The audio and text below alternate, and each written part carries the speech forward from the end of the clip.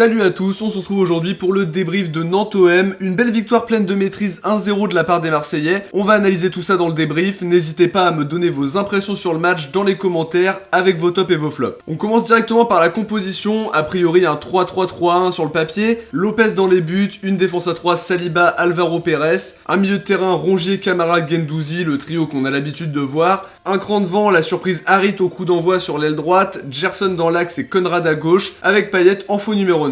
Pour entrer dans l'analyse, je trouve que l'OM a plutôt bien contrôlé la possession dans le match, j'ai trouvé les joueurs mobiles, énormément de justesse technique aussi, on leur a posé pas mal de difficultés sur leur côté gauche par le biais d'Harit justement, Konrad qui a tenté d'apporter sur son côté gauche à lui, plus utile quand il percutait je trouve, Payet inspiré techniquement et passeur D pour Gerson, énormément aussi de fautes nantaises qui a abouti logiquement à l'expulsion de Palois. Les Nantais ont été privés de ballon et n'ont rien pu faire ou presque en première mi-temps. Ils ont réussi à montrer d'autres choses quand même en deuxième mi-temps parce qu'il y avait 15-0 pour nous, mais globalement nous on a su garder le ballon. Ils se sont montrés plus pressants certes, mais on a eu une très bonne gestion du match. Gros stress par contre sur la faute d'Alvaro assez proche de la surface qui aurait pu faire basculer tout le match. En tout cas première mi-temps excellente, deuxième moins de situations globalement. Pas simple de trouver Milik par exemple, mais toujours cette justesse technique qui a fait notre force ce soir. En globalité donc gros match des Marseillais qui ont vraiment géré le déroulement du match, en sachant garder le ballon quand Nantes se montrait plus entreprenant. Belle victoire qui nous permet de repasser deuxième et surtout de profiter des faux pas de nos concurrents. Souvent on n'arrive pas à gagner dans ces situations là. Faudra continuer sur cette lancée contre Brest pour maintenir notre marche en avant. On passe maintenant aux notes, je donne un 5 à Lopez, pas grand chose à faire ce soir c'est vrai, mais dans le jeu au pied rien à redire. Saliba 7, jamais pris dans le dos et très rassurant. Alvaro ce sera un 6, pas forcément super inquiété, un match sérieux mais une faute quand même très proche de la surface qui aurait pu noircir le tableau. Luan Pérez ce sera un 6, serein j'ai trouvé, pas forcément non plus celui qui a été le plus mis en danger, mais des montées intéressantes. Rongier 7, très bon défensivement, très juste techniquement et surtout de très belles sorties de balles alors qu'ils étaient pressés par les Nantais. 7 pour Camara aussi, très actif et très juste techniquement,